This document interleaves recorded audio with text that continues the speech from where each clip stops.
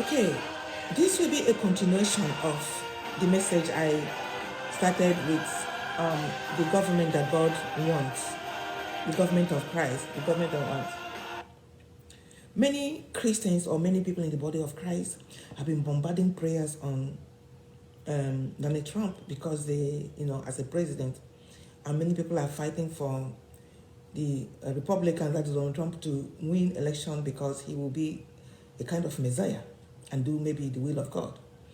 But I want us to look into the scripture. And many people in many nations are going through chaos and all those things because of government inability to do certain things that they're supposed to do. But what we need to understand is that the government is upon the shoulder of the Lord Jesus Christ. The true government is upon the shoulder of the Lord Jesus. The word of God said, unto us a child is born, unto us a son is given, and the government is upon his shoulder. And his name is called Wonderful Counselor, the Mighty God, the Everlasting Father, the Prince of Peace. And of the increase of his government and of his reign, there is no end upon the throne of David, to govern it, to establish it, to uphold it with justice and righteousness. So the foundation of the throne of God's throne, of the throne of God, is justice and righteousness, mercy and truth. Now, God is re-establishing the government that God is looking for is a government that's established in righteousness, in justice. Righteousness, justice, truth, mercy. We see that God is God is God's whole this thing is to restore the kingdom of David. I will rebuild the tabernacle of David with all its ruins. That's what God said. He will rebuild the tabernacle. That thing that David started, the tabernacle of David, somebody says under the law, David on his tabernacle opened the curtain. He opened the veil even before Jesus came to tear the veil. David already tore the veil that separated the high priest from the rest of the Israel. Because under the Moses law, the high priest of Israel, it was the only one that entered into the Holy of Holies, the most holy place, on Yom Kippur once a year for the house of Israel to make atonement for the whole house of Israel. But when David became king, David opened the veil and placed the ark of God and inside the tabernacle, and gathered the Levites to stand around the ark and began 24-hour worship. What was David replicating? David was replicating what he saw with God. He said, I have seen the perfection of all things. David was replicating the throne of God on the earth. So David set up the Levites and the entire all the worshippers. So these people were singing, "Your mercy endures forever." If you read a lot of things about the time of David, you see like Hezekiah, they replicated. Even when Nehemiah, they came back from exile, when they started rebuilding this temple, they also set the order of David. They said, according to the order of David, they set up the tabernacle and they started worshiping God. The Levites started worshiping God according to the order of David, 24-hour worship. God said, I will rebuild the tabernacle of David with all its ruins. So that's what God is establishing, the kingdom of his son. The Bible says that God dwells upon the praises of his people. So God is re-establishing the throne of David upon the earth. That's what I was talking about, the Messianic temple. I will put the link in case you want to get the book. So God said, I will rebuild the tabernacle of David with all his ruins. That is the government of Christ. In that government, David established righteous judgment. So when God asked Solomon, what can I do for you? Solomon said, when God appeared to him in the dream, he said that he wanted wisdom and understanding. He had to design between good and right, good and bad, so that he will execute righteous judgment. See, righteous judgment is what God is looking for. From the seed of Abraham, from everything, God is looking for righteousness and judgment. So that is the foundation. Whenever the Bible says, if the foundation be destroyed, what will the righteous do? If the foundation be destroyed, what will the righteous do? So the foundation, when there is no justice. Now, when you say, I want Trump to win, I want this, but is there justice and righteousness and mercy and truth? Now let us read Psalm chapter 72. Psalm chapter 72.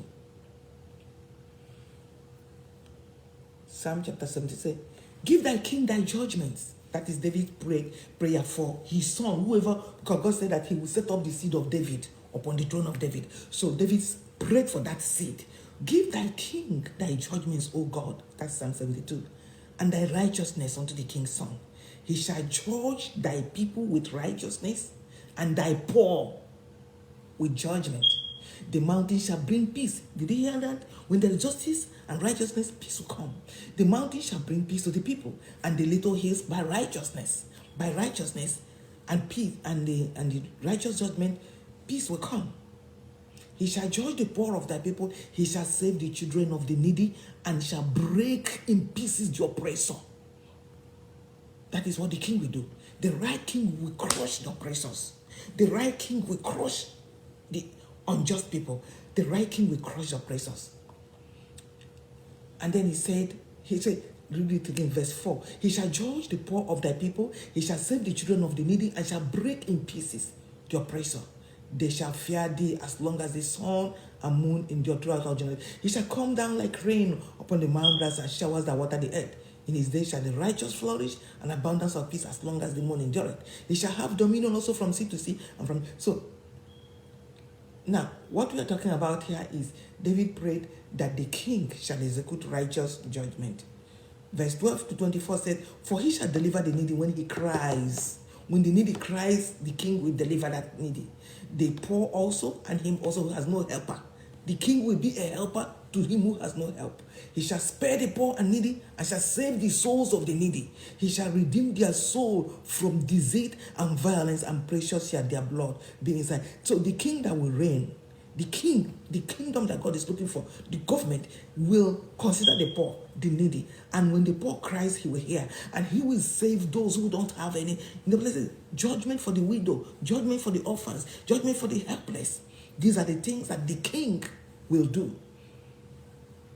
Verse 29, Psalm 109:31 says, for he shall stand at the right hand of the poor to save him from those that condemn his soul. So the poor has no helper, but this king will be the helper of the poor and condemn those who are violent towards him.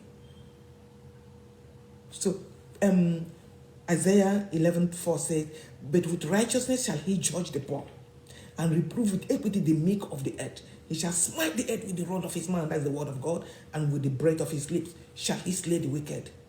Did you hear that? You see, God is against the wicked. God is against the oppressor. And any king that is coming, any king that he will approve, must be against the oppressor, must crush the oppressor, must crush violence, must speak peace to the nation, must be an agent of peace, must do justice and righteousness, and mercy and truth shall go from that king. Mercy and truth. Truth shall spring from the earth. That is how just. So God is establishing his kingdom. And the only one that can give us that kingdom is Christ. It is Christ. Christ is the only king. And that's why the Lord Jesus said we should pray, thy kingdom come, thy will be done on earth as it is done in heaven. Because God wants to unite heaven and earth together as one. So that as it is done in heaven, so it is done on earth. And so Jesus said we should pursue the kingdom. Seek first the kingdom of God and his righteousness. Seek first the kingdom of God and his righteousness, his justice system, and everything else shall be added. I don't want my video to just stop suddenly. I'll rush. So in verse 23, in Matthew 23. So when we say this person will do this person will do that, are you really looking at justice system, or just what the person will do? Those are symptoms. You have to go to this foundation. When the foundation is correct, God will come in and do that thing you think that person will do. So the Bible says, or Jesus said, woe unto you, priests and Pharisees, hypocrites, for you pay tithe and mint and means and offering, and have omitted the weightier matters of the law.